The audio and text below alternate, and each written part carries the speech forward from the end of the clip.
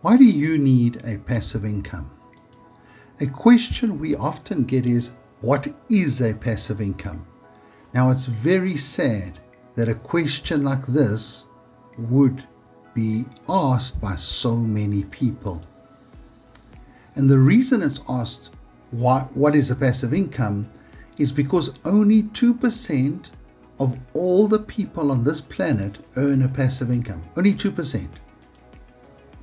And the reason is it all starts with what we're taught at school. We're told, get an education, get a job, work hard, and retire. Folks, that's a load of rubbish. Now, if you disagree, let's look at it carefully. The solution that we're offered is that we must get an education, a job, work hard, and retire. So let's look at its results. Did it work for your grandparents? Did it work for your parents? Is it working for you? The answer for the vast majority of people is no, it's not working. Think about the teachers themselves. The teacher who teaches the children that they must go and get a job, that teacher is struggling to survive on her salary. So she herself already knows that this process of getting a job doesn't work. So why does the teacher carry on teaching it? It's because she doesn't know anything different. We'd like to introduce this beautiful animation, the parable of the pipeline. It's an education on why we need a passive income, why you need a passive income. The author is Burke Hedges, and he tells the story himself. This story is what should be taught in schools. The theme of this story is how people delude themselves with the idea that there's such a thing as job security. Those two words should never be used in the same sentence. This short video, it's an animated video, is an education for everybody. So please watch it and enjoy it, and share it with as many people as you can, because this education is for everyone. My name is Burke Hedges, author of the best-selling book, The Parable of the Pipeline. I open my book with a story about Pablo and Bruno, who take two very different paths in their quest for financial independence. What you're about to see is the delightful animated story of their adventure. So, sit back, relax, and enjoy the life-changing lessons in The Parable of the Pipeline.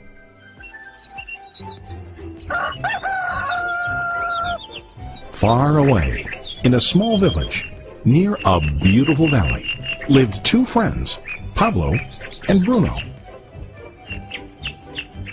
They were both young and dreamed of a better life for themselves. They'd often discuss their dreams about how they would become the most successful men in the village. They weren't afraid of hard work, and they searched for opportunities to help realize their goals and achieve their dreams. One day, an opportunity presented itself.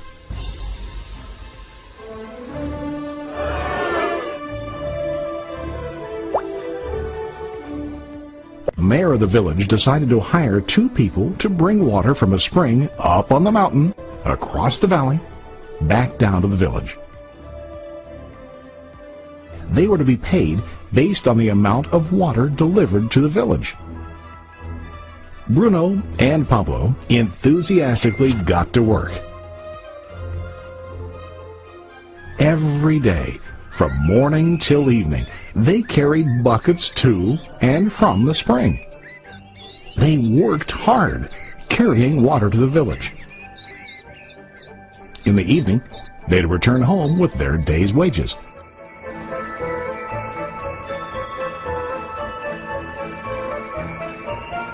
Bruno was satisfied with his work and the money he earned. He was sure that with this work he could achieve his dreams. Bruno thought that to increase his wages he could use bigger buckets to bring more water each trip. He believed with a larger income, he would soon be able to buy a cow and the house that he dreamed about.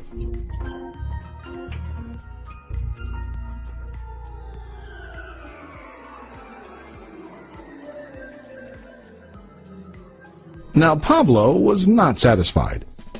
At the end of the day, his back and hands ached, and he was exhausted. He was looking for an easier way to earn more.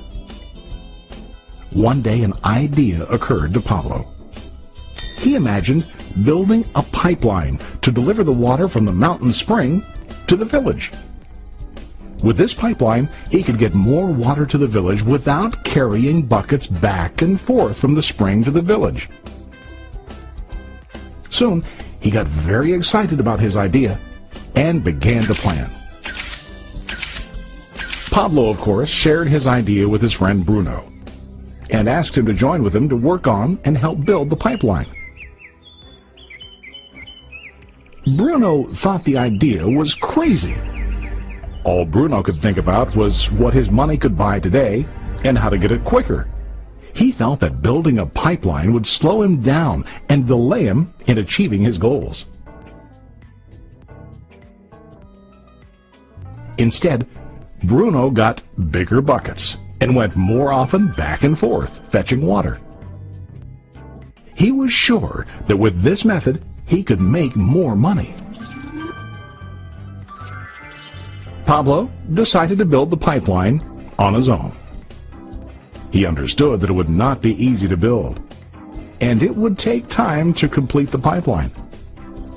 Pablo knew that it could take several years to finish, but he set his mind on his goal. Every day he worked and carried water like before. But on weekends and during his spare time, he worked hard to dig in the rocky soil and build his pipeline. In the first month, there was little to show for his work.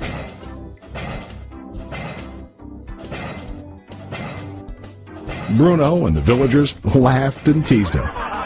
They called him Pablo the Pipeline Man. During this time, Bruno's income doubled. He already bought a cow and a bigger house. His lifestyle changed. He now spent time after work in the bar, enjoying his hard-earned wages from delivering water.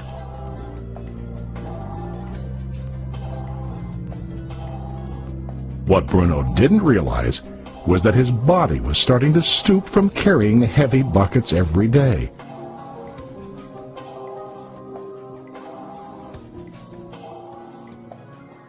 His face looked worn and his body tired. Soon, he began to carry less and less water due to the wear and tear on his body.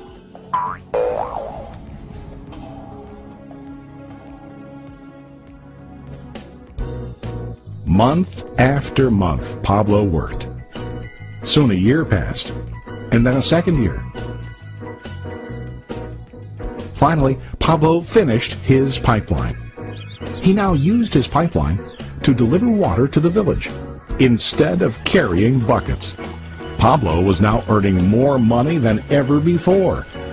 The water continued flowing to the village, while Pablo wasn't working. While he slept and ate, the water flowed. Pablo was happy and proud of his insight, persistence, and hard work.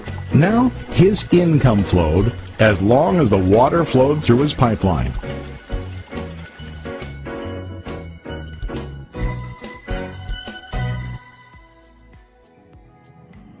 The story of Bruno and Pablo is a reflection of life.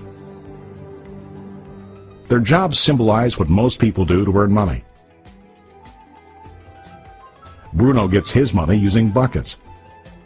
He goes back and forth, carrying his buckets from the spring to the village in exchange for money. To increase his income, he either has to go more frequently to the spring or to use larger buckets. It's common in real life to increase our income by working harder. For example, working overtime or getting a second job. We also increase the size of our buckets by accepting a higher paying position, which often includes spending more time on the job. Most of us exchange time for money like Bruno. We know that every person has only 24 hours in the day and that it's not possible to use all our time to work. The most difficult time comes when we can no longer exchange time for money due to age, health, or other reasons.